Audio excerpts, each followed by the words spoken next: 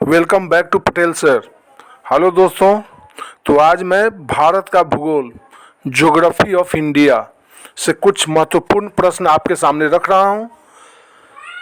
देखिए आगे, लेकिन सबसे पहले मैं कहना चाहूँगा कि मेरे चैनल पे अगर आप नए हैं तो प्लीज़ मेरे चैनल को सब्सक्राइब कर लीजिए, बेल आइकन को दबाइए।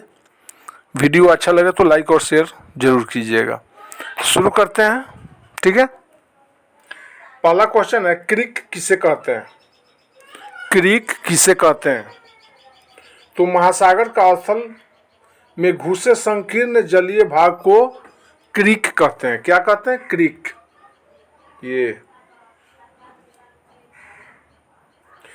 महासागर का स्थल में घुसे संकीर्ण यानी पतला जलीय भाग को हम क्रीक कहते हैं, याद रखिए। अगला प्रश्न है, भारत और श्रीलंका के मध्य स्थित द्वीप है। भारत और श्रीलंका के बीच या मध्य स्थित द्वीप का नाम क्या है? तो वह द्वीप है रामेश्वरम। कौन सा द्वीप है? रामेश्वरम। ये इसे आगे देखिए, हैदराबाद का जुड़वा नगर कौन सा है? हैदराबाद का जुड़वा नगर कौन सा है? सिकंदराबाद। हैदराबाद का जुड़वा नगर कौन सा है? सिकंदराबाद है। नेक्स्ट क्वेश्चन, थार भूमि कहाँ स्थित है? तो थार भूमि राजस्थान में स्थित है। थार मरुस्थल है ना। थार भूमि या थार मरुस्थल कहाँ स्थित है? राजस्थान में।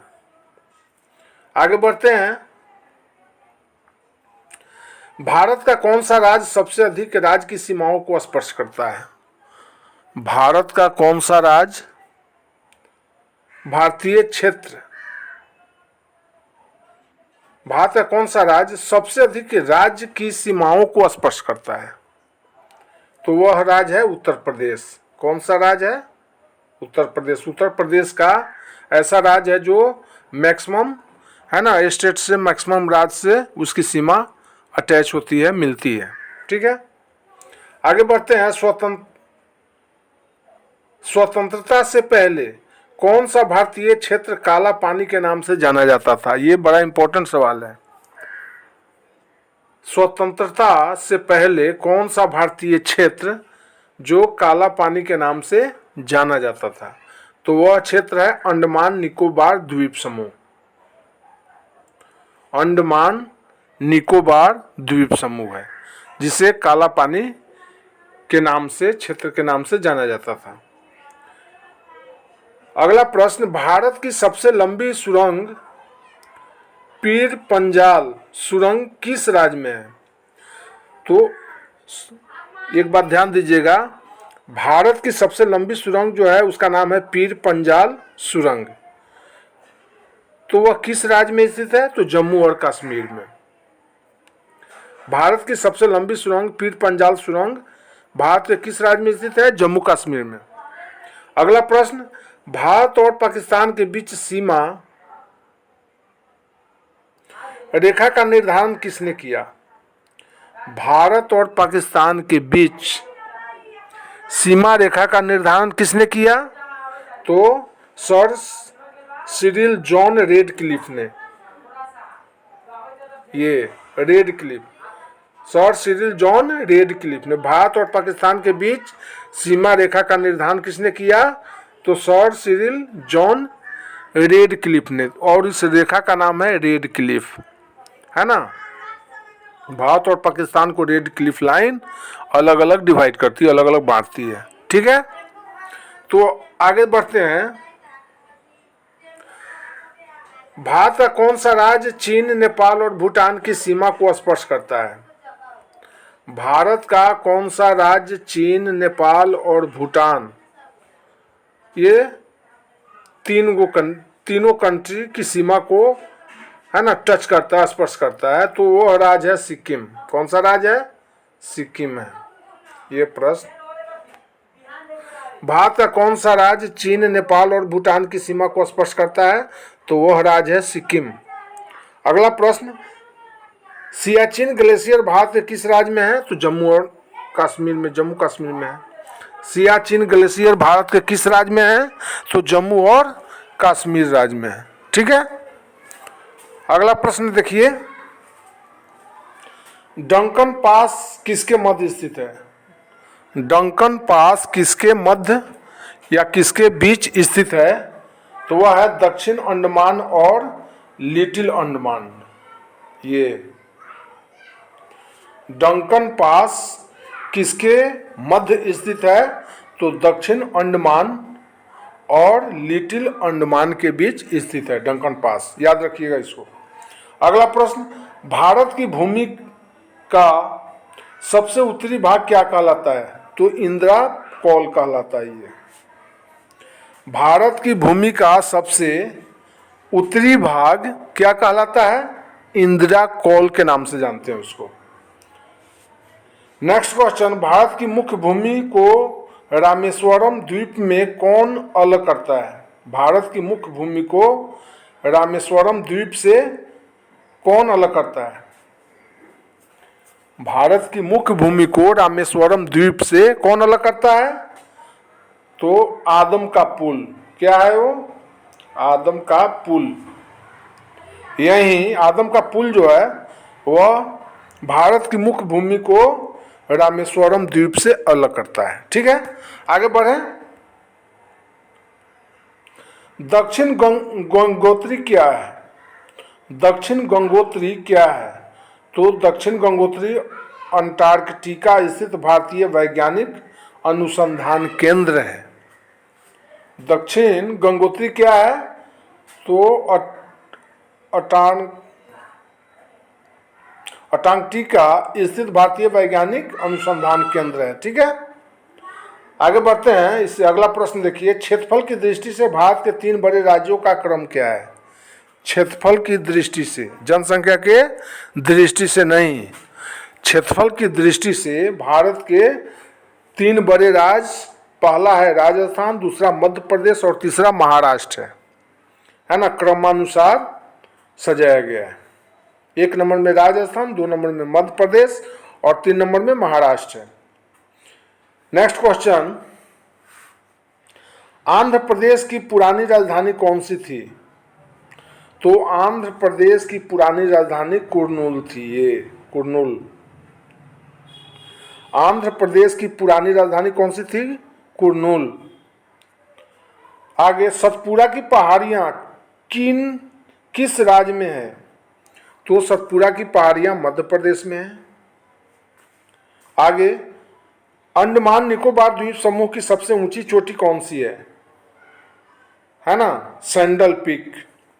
अंडमान निकोबार द्वीप समूह की सबसे ऊंची चोटी कौन सी है? तो यह है सैंडल पीक।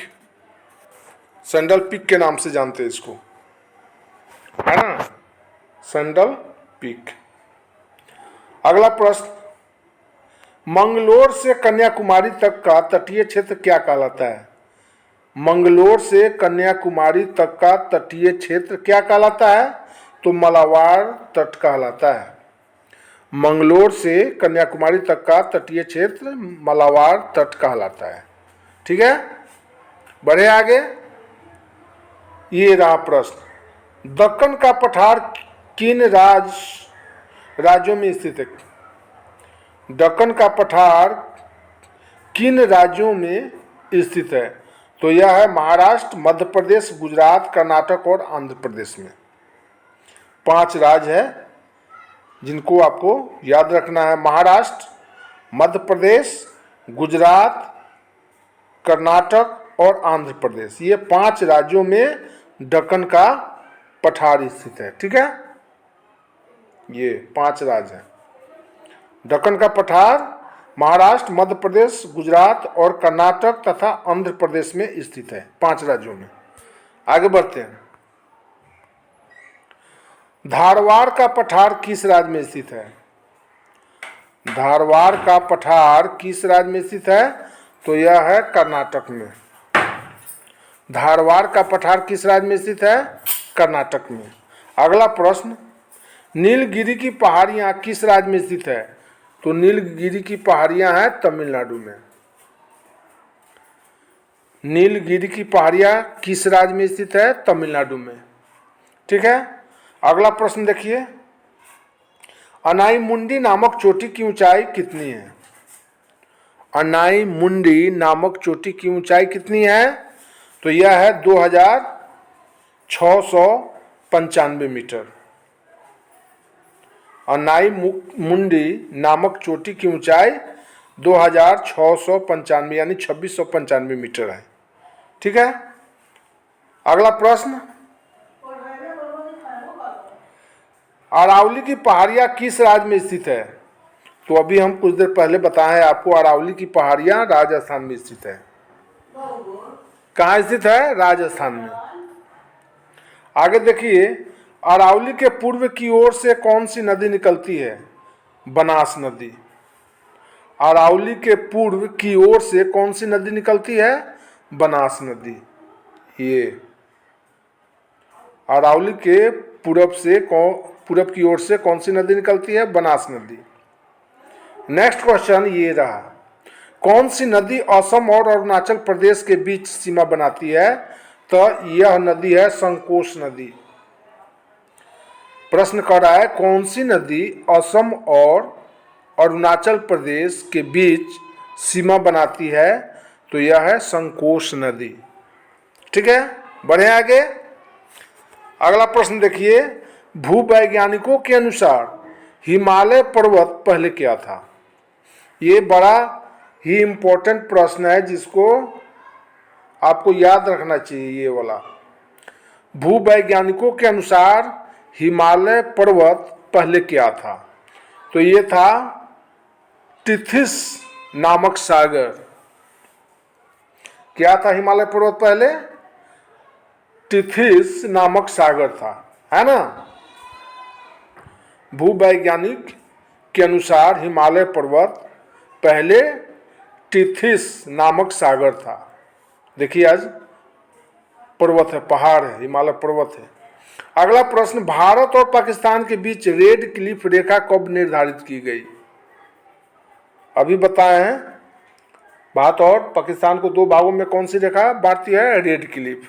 तो इसका निर्धारण कब किया गया था? तो इसका निर्धारण हुआ था 15 अगस्त 1947 को, जब देश बंटवारा हुआ, भारत और पाकिस्तान के बीच बंटवारा हुआ है ना। 15 अगस्त 1947 को रेड क्लिफ रेखा का निर्धारण किया गया। ठीक है, ये अगला प्रश्न देखिए, महेंद्रगिरी की पहाड़ियां किन दो राज्यों के तट पर है? महेंद्रगिरी की पहाड़ियां किन दो राज्यों के तट पर है? तो वह राज्य है दो, उड़ीसा एवं आंध्र प्रदेश। महेंद्रगिरी की पहाड़ियां उड़ीसा एवं आंध्र प्रदेश राज्यों के तट पे है। अगला प्रश्न, पंबन द्वीप कहाँ स्थित है? तो पंबन द्वीप मन्नार की खाड़ी में स्थित है। पंबन द्वीप कहाँ स्थित है? मन्नार की खाड़ी में। बढ़े आगे। अगला प्रश्न देखिए, केंद्र शासित प्रदेशों में सबसे बड़ा पत्तन कौन सा है?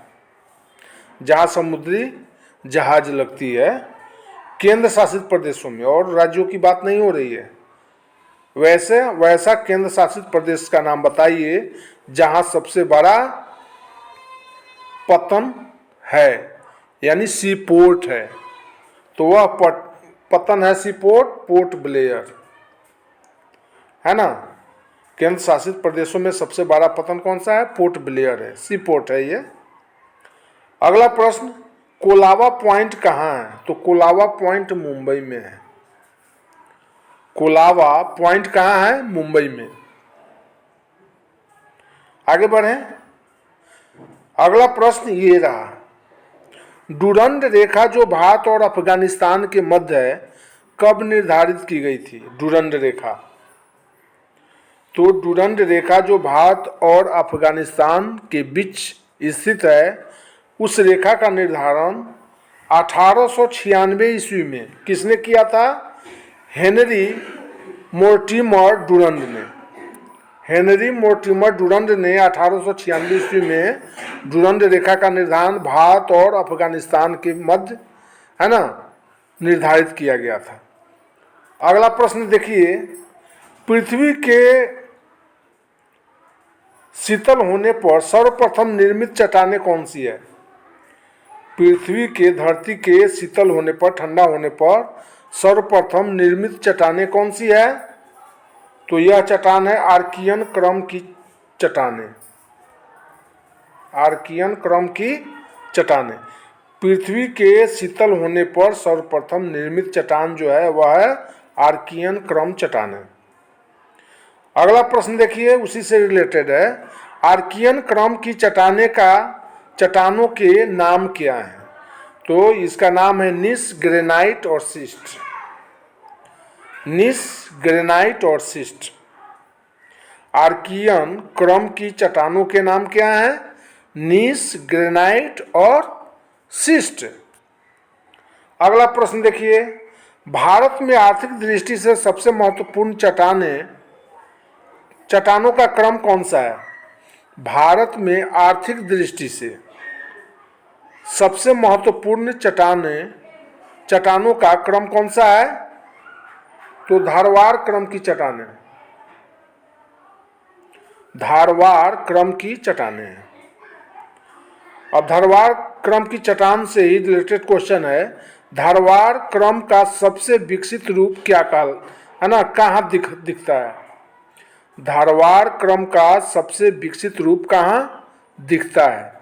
तो वह दिखता है मैसूर और दक्षिणी मुंबई में। मैसूर और दक्षिण मुंबई में धारवाड़ क्रम का सबसे विकसित रूप मैसूर राज्य में और है ना महाराष्ट्र के मुंबई में दिखाई पड़ता है, जो आर्थिक रूप से काफी महत्वपूर्ण चट्टानें मानी गई है, धारवाड़ क्रम चट्टान। ठीक है, नेक्स्ट एंड लास्ट क्वेश्चन है, ग्लोसोगटेरिस फ्लोरा के बाद उत्पन्न वनस्पति को क्या कहा गया है? ग्लोसोगटेरिस है ना फ्लोरा के बाद उत्पन्न वनस्पति को क्या कहा गया है?